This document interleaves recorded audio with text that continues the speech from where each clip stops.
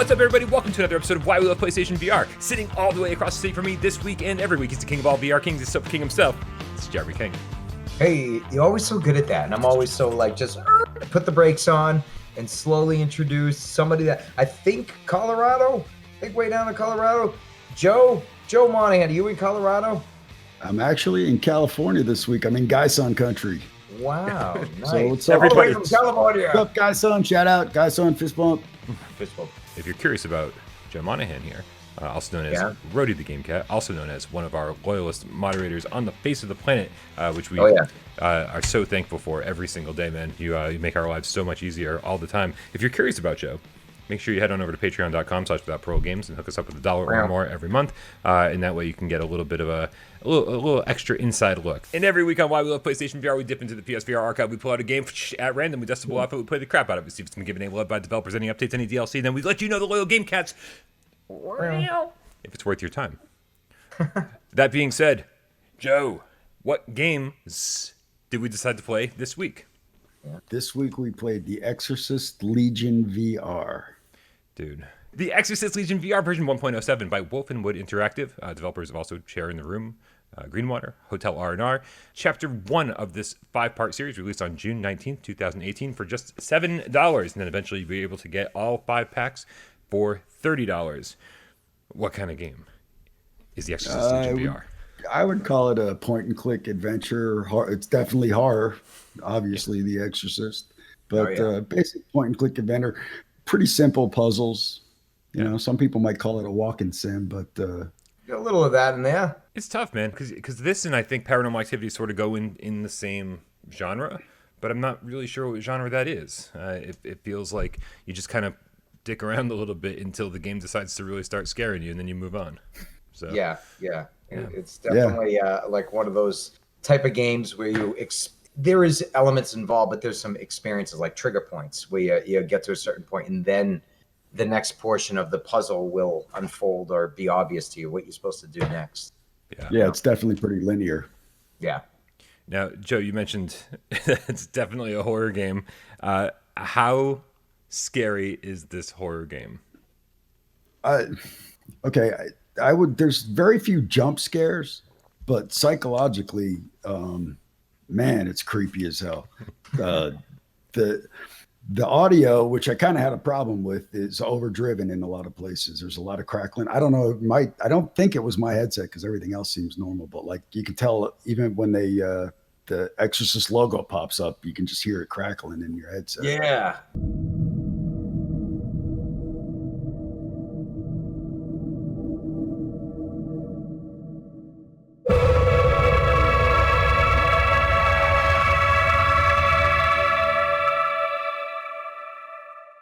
I get the impression that was intentional, the audio. Like it was supposed to be unsettling, right? Now, I don't know if that's true or not, but it was unsettling for me, so I was like, fucking let's roll with it, man. Yeah, it was. It's a little low budget sounding, that Exorcist symbol right in the beginning when they're like, here's our game. That like way that swelling that it did, it sounded very low budget. I was like, okay, it's going to be kind of like that. But, you know, then the game unfolded and it didn't feel low budget to a degree after that. Now, I know, Jeremy, you were a little bit apprehensive about playing this one. You said when I told you we were doing this one this week, you're like, I'm already nervous. Did that play into your actual gameplay experience? Or were you like, this is nothing. What's everyone freaking out about? So I wonder if I'm getting desensitized to VR horror games or if it was just because this one I had company the whole time I was playing it. You know, my girlfriend was sitting on the couch as I was playing the game. And that honestly I felt comfort in knowing that she was there. So if that was gone, I can totally see me being unsettled in certain chapters, not like maybe the whole game. I would think maybe that attic part, chapter 3, I think out of them all would maybe have made me the most unsettled if I was alone. But yeah, it was definitely eerie, creepy, different than Resident Evil, I would say. But it still had that feel to it that, I was afraid somebody in real life was going to grab me. I wasn't afraid anyone in real life was going to grab me when I was playing it. I was afraid that I was accidentally summoning the devil while I was playing it, because I grew up, man, like Catholic high school, all that stuff, like just like, grew up in a religious family, all that stuff. And, it just kind of taught that this wasn't something you mess around with. I've got a Ouija board that's here, like in my apartment. And I accidentally left it out one night. And one of my friends came over and was like, you can't leave that out. And I was like, oh my God, I'm not supposed to leave it out? Like, I like quickly put it in the box and put it away. I was like, is everything okay? She's like, I don't know. I think everything's fine. Like, but that's like my mindset. I'm like, I believe in all this stuff. And so when it comes to like satanic things, it's much different than like the paranormal or the supernatural that Resident Evil dabbles in, or Paranormal Activity dabbles in. Like this takes it a step further and just like, we're fucking summoning the devil right now, and that's scary to me. So there's like a deeper psychology to it. There's a deeper psychology to it than there is with the normal, Resident Evil or Paranormal Activity type of scare. It's like something deeper and darker that really, twists you. And like Jeremy was saying, that third chapter, with a baby, especially if you're a parent, it really just, it messes with your head. And it was a shame. Brian and I were talking before that I hit there's a crucifix bug where when you get to the mirror, I didn't have the crucifix, and it kind of took the whole immersion out of the level for me. Kind of pissed me off. That I'm sure we'll get to that glitchiness soon, but luckily in that chapter, I opened my little book kit right away, and the crucifix wasn't there. It actually was on the ground like a silhouette, but when I moved my book, it would drag and knock things down like it was physically on the ground. So I reached out of the chapter, and the thing was not there. No, it came back. Sorry. At that point, it came back. But yeah, so it was a little bit of a glitchy game, but we might as well kind of dive into the type of game it is and the controls and all that bullshit, right? And get to the glitchiness. Dude, so this is version 1.07, and 1.07 is supposed to have fixed a lot of those bugs and a lot of those glitches, but it's becoming very, very apparent that for some people, this is still an issue.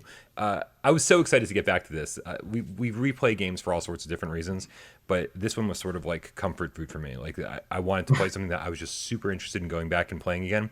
And the second I jumped in, I was like, God, these controls are absolute garbage.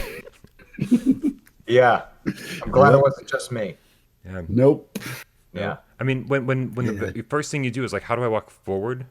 Like when the move button, which like really isn't utilized in this game, and does nothing. Yeah, it doesn't do too much at all. Yeah, and it especially doesn't walk you forwards like it should. No. So, and this is a Wolf and Wood thing, man. Like for some reason, they've just decided that this is like they've come up with a better version of locomotion than anyone else, and all three of their games are just like, well, why doesn't this feel as good walking around? This is the reason, because how many times were you like fumbling around trying to like move or turn or whatever, and you accidentally open your inventory, open the menu? Oh my God, it was constant. Yeah. And then you can't walk when the menu's open, and if your hand's down, you don't know that you've accidentally opened the menu, and it's like, it's frustrating. Right? They mind fuck you. They make you think in the beginning that you're gonna have to open your inventory. You're gonna have to flip to your cell phone, which I don't even know why I had one.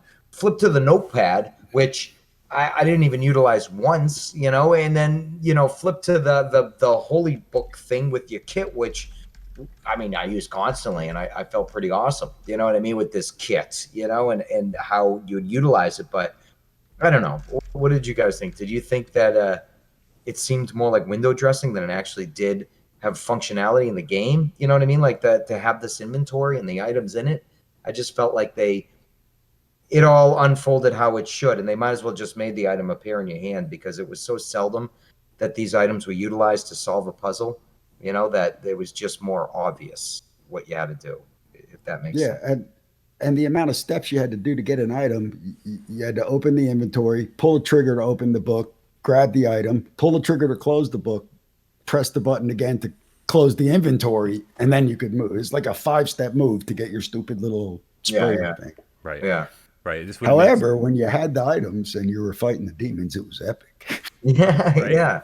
But how much better would this have been? Just like let's imagine for a second if you could just hit the inventory button and the book opens and your cell phone is there and your notepad is there and all of your exorcism kit stuff is there, and with the hit of one button, it just boom, here it is, and you grab it and then you hit the button again to close it and you've got it. Like, why are we cycling through? Why are we? I mean, the whole thing is just nonsensical. And the fact is. I mean, I don't know how long it took you guys to get through all 5 of these chapters, but it took me like, 3 or maybe 3.5 hours or something. Because I took my time. There's replayability here. There's like hidden things to find. Because even case files and stuff at your headquarters, where it will tell you only found 75% of the stuff in this mission. Go back and get the rest of it. It's like, oh, cool, that's fun.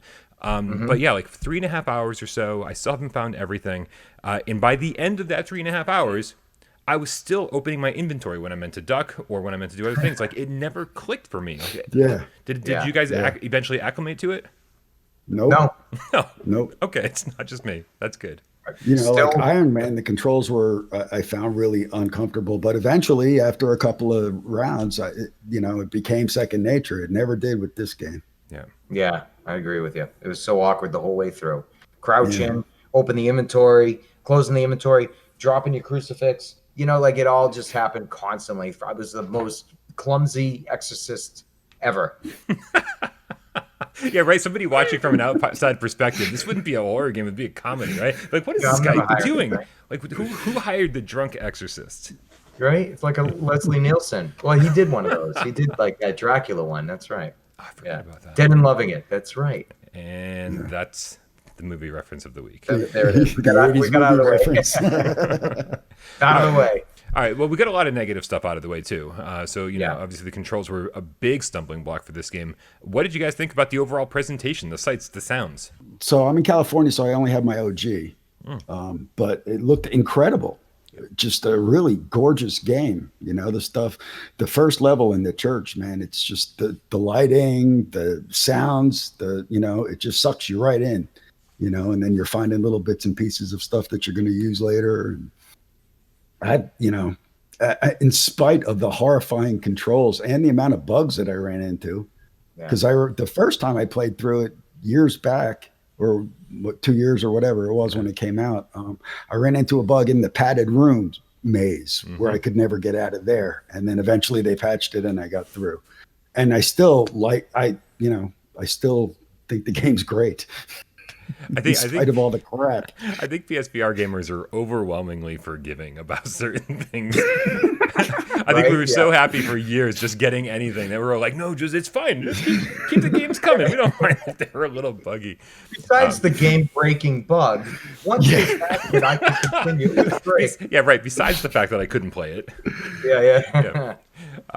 And at first, I got to say, I was really happy because at first, the first church area is like super small. Like they only let you explore a small part of that, just the front part of the church, and then what's it called? The rectory? Is that what the priest's office is called? Something. Yeah, I don't know. Priest's office. Yeah, the priest's office. And it's like so small, and I was like, oh my god, that was the entire first stage. But then the second one, the Isle Hands, the Insane Asylum, gets a little bit bigger, and I feel like Skin Deep was even bigger. Actually, Skin Deep was pretty damn small, but then the last two got even bigger. And they give you reasons to spend more and more time in these things, which I was happy about. I was like, man, if all of these things were if all these were 15, 20 minutes each, it would be be over in an hour. I thought the graphics were surprisingly very good, like being a couple of years old, I thought even like opening that notebook where it had like things taped to the book and old newspaper articles pressed in it, you could see the coloration difference between the nice white pages, the old newspaper pages, the tape and the gloss on the tape. The words were hard to read though. I will say that. Like they did a lot of handwritten things in there and it was easy. I'm talking like if I grabbed the notebook that was laying on a table somewhere, I could see the scribbles on there pretty well. But that notebook that explained a lot of things with the controllers and it just, the pages went on and on and on. It was like, it was just really challenging to read because they were blurred words. Even though everything looked really nice, the words were a little bit, Yeah, I don't know. Yeah, it was really tough on the OG. Yeah, I can only imagine. Yeah. I think I'm not sure if this has gotten a pro patch or not. Like I felt like if I held the words like right up to my face, I could read them fine. And I was like, wow, this definitely has some detail if you put it up close to your face. But like that's not how you want to play a game. Like I don't want to sit there and read pages and pages and pages of stuff in VR. I'm like, I thought the first level did things really well. They had the cassette player. You found the tapes and you just threw the tapes in, and while you're exploring the directory and like looking for hidden items, you're listening to the narrative. I was like, oh, that's a much better way to do it than like piles of paper. Yeah. So as I already mentioned, you start off in a Boston Police Department, which is pretty cool in itself, right? You can go get coffee just for the heck of it. Why not? Right. You literally can pour coffee. It pours and spill it out. I threw two of them. Then there's like an evidence room, which I thought was fascinating because you should really, when you play this game, go to the evidence room first, see that there's very little in there. Yeah. And then and then head on over and do the first mission, and then head over to the evidence room and see what you've kind of collected. Let's go through these fairly quickly and talk about each one. There are five different chapters. All take place in 5 separate places that are loosely connected. We talked a little bit about the first rites, which was the first chapter. Is at the church. There's a murder scene. I got to ask you guys: did you jump at least twice during first rites? Because there were 2 moments where I was like, God damn, I don't know if I can keep pushing forward. Joe, I'll let you go. I don't know if I physically jumped, but my blood froze in a couple of places. That feeling where everything just, you get this just run through your body like, oh shit. Yeah, absolutely. Oh yeah. Yeah. So yeah, I did. I got that a couple times too. Absolutely. More in the beginning of the first and second chapter, more than I did in the third, fourth, and fifth, just because it was unexpected. I didn't know how they were going to scare me. And so it'd be like that, that comes over you. You're like, and then you're okay. But yeah, eventually though, it kind of like, I knew what to expect. I knew what they were kind of going after. Interesting. I mean, I think I'm with you kind of by the time I get to chapter 5, but by the time I get to chapter 3, I'm not a parent. You guys said that if you're parents, like this might freak you the fuck out. But for me, I thought that the third chapter, which was Skin Deep, it was just like a home. It was like a residence. It was a disturbance. You get called in. I'm going to go check this out. And there's not a whole lot to do at first, right? It's just like there's just like this giant staircase leading up to kind of like a loft area.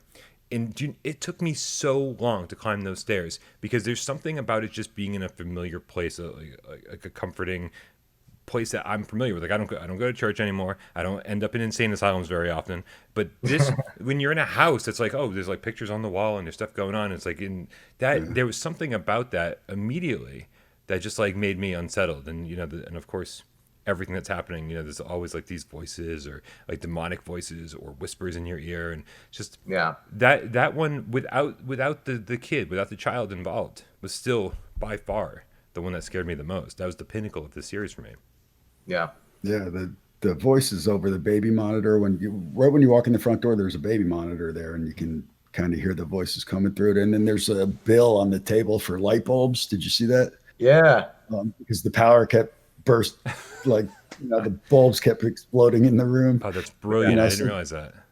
Yeah. So like they're setting you up as you're starting to walk up the stairs. I was wondering who the 2 people were in the photographs. It was the developer and his girlfriend or something. I don't know, but like I was wondering who they were. I didn't know if they were somebody worked on the game or whatnot. But yeah. So I walked up the stairs immediately when I went in that room. Like, who the fuck would keep their baby up here? It's like the Crow's den. Remember in the Crow? I just was such an Amityville Horror. Yeah, it's Eric Draven's kid. Yeah, Eric Draven's kid. Yeah, maybe it's because the kid was possessed. I would put my possessed kid up in an attic too, near a window. Here, hang out near the window, kid. Hoping maybe an accident. Yeah, I didn't do it. Satan did it. But yeah. But I did. I like the third chapter myself. Out of all 3, I think that one was my favorite. The first and the third. I like the tomb only because when you first walk in and the sun's coming through that hole like a mile away, and there's that bridge there. I don't know. There's just a feeling that I liked in that walking into there. But yeah, the third I think was my favorite chapter. Yeah. There were 2 moments that I can think of off the top of my head. I'm trying to think of any other point that felt like battles. Like obviously there was some big climax at the end of the second chapter, where you're like holding the crucifix up, and that was very similar to what you were doing at the very end of the game with the final boss fight. And I think this was like a total waste. I didn't feel, and plus I didn't know if I was making any headway here either. I was holding the crucifix up, and I was just like, is this doing anything? Like it didn't seem like there was enough indication, or maybe I wasn't doing the right thing. The whole thing was just taking way too long. Did you guys have that same problem? I experienced that, and most of the times that I took the crucifix out to have it do something, except the first chapter. The other times I took it out, I see the little wisps going to it, and I'm like, I'm absorbing the light, I think. And like I'd feel the vibration, and I'd just be holding it there, waiting and seeing it absorb more. And I'm like, is this it? This is what I do? And yeah, that was pretty much it.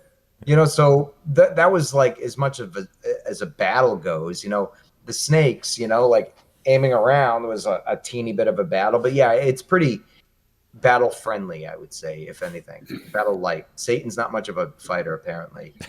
Just teases. Yeah, the third and the fifth chapters just have those moments where you're trying to get the white light of the cross on whatever.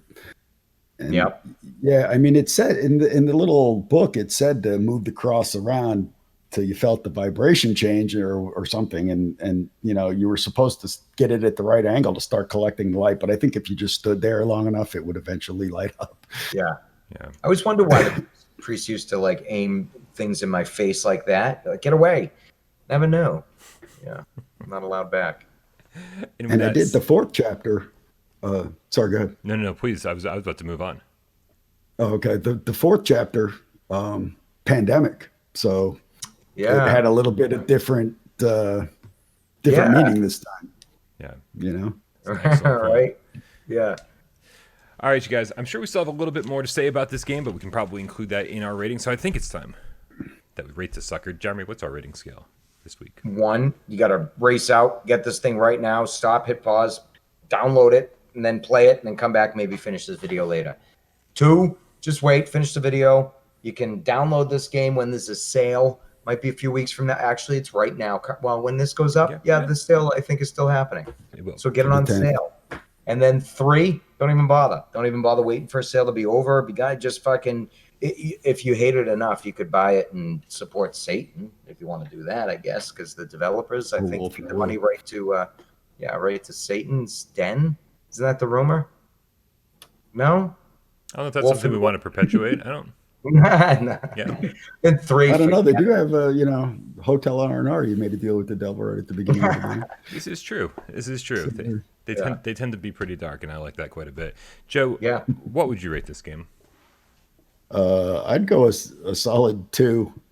In spite of, the game's got flaws out the ass, and I still really like playing through it a second time. There were things I forgot, because it had been so long since I played it. And if there's a pro patch, I'm going to go home and play it on the pro and see what it looks like on that, because I thought it looked great. And I was a huge, like I know you are too, Brian, a huge LucasArts adventure guy. So anything where you're walking around solving puzzles, trying to figure out how to do shit, that's my kind of game. So I would say, if it's on sale now and you're into horror, just understand you're going into a game with crappy controls and bugs. Yeah, I'm gonna basically double down on everything that Joe said. I 100% agree. I love playing through this game. It is, I think it's absolutely beautiful from a visual standpoint, and the audio was really, really convincing. It really made me feel like I was there and terrified to be there. There were moments where I remember playing this for the first time. I would just sit there and go, I don't think I can move forward. That's what we call a Resident Evil moment, right? Where I have to take off the headset for a second and just be like, it's just a game. You put it back on, you're like, oh, it's not just a game. It's too much. And I love that shit. I really love that shit. But yeah, it's buggy as hell, and I can't believe that's still not fixed. I've played through the entire game from start to finish on a live stream not that long ago. 0 bugs. And then we all played through today, and we all encountered some sort of problems, and some required you to like restart levels to fix those problems, which is not how things should be. Yeah. But again, it is so good when it's good. If you're a horror fan, that's where this comes into play. If you're a horror fan, if you're not a horror fan, there's nothing here for you at all. Like No. it's scary or nothing. So if you're a horror fan, this is a solid 2. I think the $22 price point that the complete set's on sale for right now is a fair price. I just wish Wolf and Wood would go back and just clean it up a little bit. Yeah. All right. What about you, Jeremy? I agree with both of you. I think the game was I'm afraid of horror games, but like you, maybe not so much like you, where the horror games scare me, but I don't know, there's something about them that you just got to go back into it and play it and experience that like horror, because you don't get that running cold blood through you from playing it on flat screen. You just don't get that anymore, no matter what.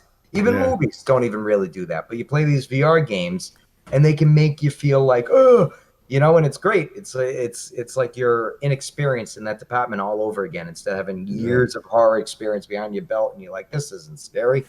So I found the immersion great. The graphics were awesome. It was so buggy, though, that, I mean, for me to restart a chapter and then, continue because I enjoyed it, rather than that being my excuse to not play anymore, being like, well, buggy, not playing, done, can't play anymore. Nope, I would restart and play again. And that happened a couple times. And it was unfortunate because, yes, then you rinse and repeat things. But the chapters are so quick that even if you invested like 22 minutes into maybe a chapter that took you 40 minutes, when you jump back in, you can get to that 22-minute mark in like 3 minutes. You know what I mean? You just this, and you're back there again. And I found the chapters and going back to the office, there was a lot to it, because honest to God, when I first got in the game, fiddling around with the coffee area, going in the evidence room, then I went into open some other dude's office. He's like, go into your office. He said something. So then I went into my office, and I actually never left again. In between the chapters, there was something on the box on my desk that you'd use to set up the next chapter, and you could look around and fiddle around with things. But I forgot to leave and go check the evidence room again, because there was so much to do, and it kept you going. It wasn't like a lot of downtime, so to speak. I felt that the puzzles were not that challenging, but challenging definitely enough. And that's the one thing with this game that I was uncertain. It's sometimes nothing would happen, and you didn't know if it was a bug that glitched out the game, or that's just how the game unfolded, and that you had to activate something by doing something, and then it continued. So I think a lot of times I stood around wondering what the fuck when I didn't need to. It was because, like, there was one area in chapter 2 where I did something with chess pieces, and it was like nothing. I'm like, this door ain't, what's going on? Everything I picked up in that room except one goddamn item, and that one item triggered these events and then continued the story. So little things like that were kind of like, all right. So touch everything, so to speak. But I would say it's for all of its issues, its glitches, its whatever. I still had a really fun time with it. Like, I'd still say it was definitely a solid 2, and I think it's well worth. I got it on sale, so I saved the $8 or whatever, so it was like $22. And 5 chapters took me about 3 hours, I would say, and I don't regret any of what I spent or did. So very well, a solid 2. I was very surprised by this one. Excellent. All right, you guys, well, make sure you let us know in the comments below what other games you want us to play. The list is long. It keeps getting longer. Also, let us know. Yeah. Do you want to be on the show? That list got surprisingly long, surprisingly fast. I was like, the second I said it last week, everyone was like, I'll be on the show. And I was like, okay. Yeah. How does August look for you? But let me know. We're still lining up. We're still getting the schedule together. Now combining cats with games and making sure that everybody's got the proper game to play for the show. It's even more complicated than ever before. But we fucking love it. And we fucking love having you guys here. And Joe, I loved having you here so much, man. Thank you so much. Awesome. Thanks for having me, man. Love being on. You guys are awesome. You're Gamecats too. Yep. Right. Thank you guys for another episode of Why We Love PlayStation VR. That's Joe. I think everybody's over this side. I don't know. I don't know. That's Joe. That's Jeremy. I'm Brian, and we'll see you next week. It's from where I'm sitting.